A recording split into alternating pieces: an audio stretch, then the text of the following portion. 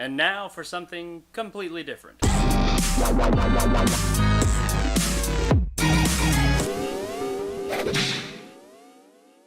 10 bad movies that I love. So this video is a little bit different from the ones that I usually do. I'm not going to be reviewing a specific movie here. I'm not really going to be reviewing any movies here. What I am going to do is run through a list of 10 movies that the majority considers bad, and in many cases I even acknowledge are not well-made movies. But regardless of all that, I still love them. Call them guilty pleasures, call them so bad they're good. Call them piles of shit that resonate with me. Whatever they are, they're movies that the majority of everyone else hates, and I just love. Now while I'm going to talk about 10 movies here, this isn't a top 10. This is just 10, in no particular order, movies that I really like. Believe me, there's plenty more bad movies out there that I like. So without any further ado, let's get going. First movie on my list is Joe Dirt. The first one, not that shit. These type of screwball, stupid, dumb comedies are really hit or miss with me. And while a lot of them have great trailers, the movies themselves prove to just be too much all at once. And the stupidity on display in a lot of these movies really just makes me feel as if I'm getting dumber by the minute. And I rarely find a lot of enjoyment in those movies. Some people do,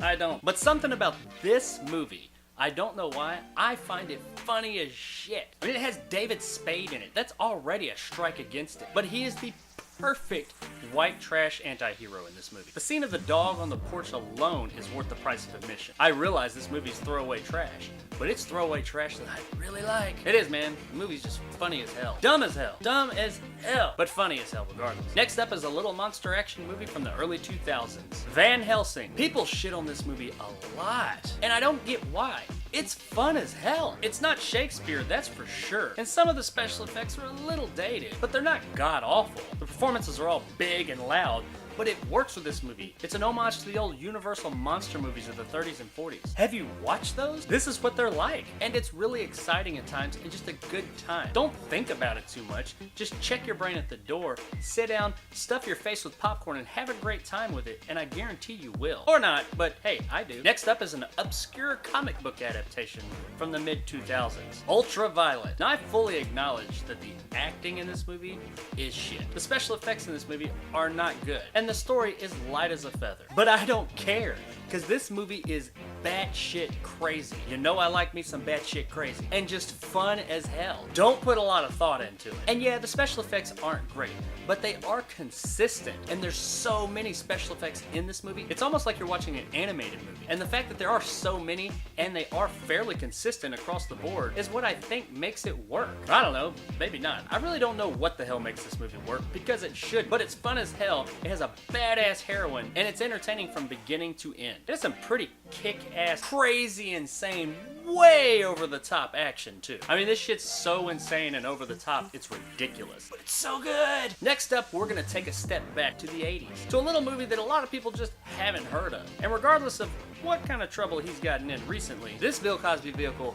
was my shit back in the day. Leonard, Part 6. Not a good film, but a great movie. There's not enough time in this video for me to explain to you what this movie's about, but it is funny as hell. Granted, some of its comedy is derived from how awkward it is at times, and some of it is that it's just so out there. Possibly the best joke in the whole movie is the title itself. I remember when I was a kid renting this at a video store and hearing other people ask about it and wanting to rent Leonard Part 1, 2, 3, 4, and 5, which the joke is, there is no Leonard 1 through 5. It's a standalone movie. It's the only one that was ever made, and for whatever reason, they called it Part 6. I was even in on the joke back then, and I thought that shit was funny as hell. Probably had to be there. The less you know about it going in, the better. So just go check it out. And you'll never look at the word quellish the same again. If that's even a fucking word, I really don't know. But when you say it, you have to say it like this. Quellish. Next up, we're gonna bring it to a little bit more recent times with the awesome Jason Statham sequel, Crank 2. Crank 1 really didn't resonate with me. I like the idea behind it, but it didn't seem like it really wanted to commit to the batshit insanity. Crank 2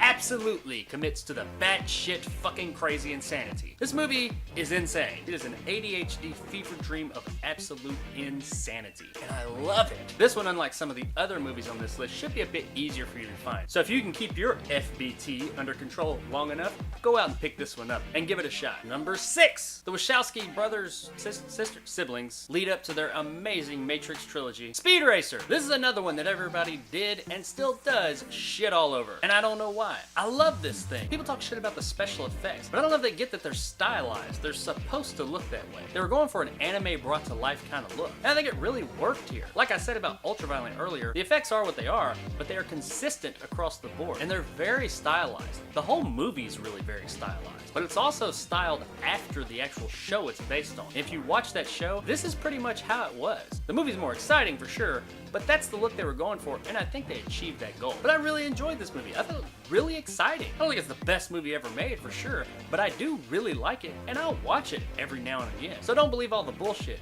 Give this one a shot. Another one in more recent years that's really gotten a bad rap, regardless of its ridiculous title, Abraham Lincoln: Vampire Hunter. Much like Van Helsing, this movie was just fun. It's ridiculous as all get out for sure, but it does remain somewhat grounded. And it's just a really good time. I mean, did anybody really think that a movie named Abraham Lincoln: Vampire Hunter was going to be a serious historical take? No, it's about a president who hunts vampires in his off time. The movie's exciting, has good effects, and just enough story to keep you going. And it plays its ridiculous premise straight-faced, and I love that. And it absolutely, in my opinion, does not deserve the hate that it's got. Give it a shot, I think it might be surprised. Home stretch, 3 more to go. This next one I totally don't get, because it's actually a really good movie. Death Race. This movie's fucking awesome. Some of the other movies on this list aren't good movies, but they're enjoyable guilty pleasures. And while I don't necessarily think this one deserves any type of Oscars or anything, it is a good movie. It's fun as hell. All the performances are fine, the action's awesome, and the vast majority of the effects, from what I can tell, are practical. And that's always a good thing. It's a really exciting movie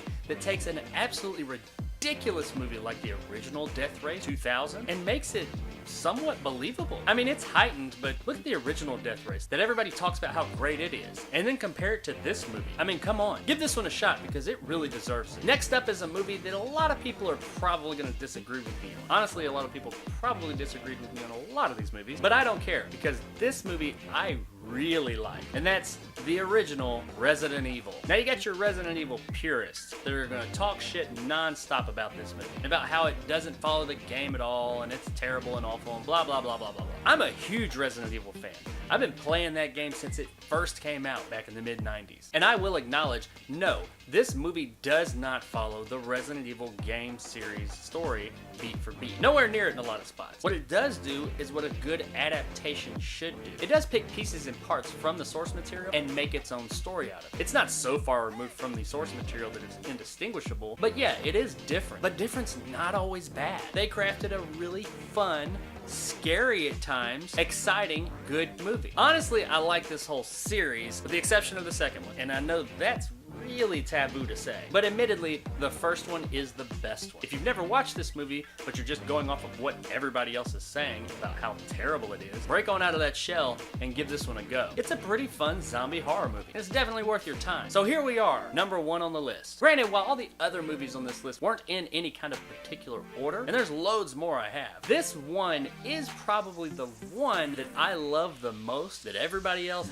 hates the most. I love this movie, and that is Deep Blue Sea. I acknowledge that this movie has flaws. The acting's okay, honestly, but the effects are extremely inconsistent, and the story's just kind of there to give us a reason to have sharks eating people. It's absolutely ridiculous, and it absolutely should not work, but it works so well. I cannot get enough of this fucking movie. It is such a good time. Don't go into this expecting Jaws, because that ain't what you're getting. You're getting a monster movie that the monsters just happen to be sharks. It's not thought-provoking, it's not groundbreaking, it's not breaking anything, but it is extremely entertaining and a really good time. And I will stand behind this movie no matter what. So there it is, guys, 10 movies that everybody hates that I just love. This isn't going to be a regular thing on my channel, but maybe every now and then I'll do a little special like this. Hope you enjoyed it, and if you did, hit that subscribe button and help my little channel grow. If you liked what I had to say, give me a thumbs up. If not, let me know in the comments below why. I do want to say that if you've made it this far into the video,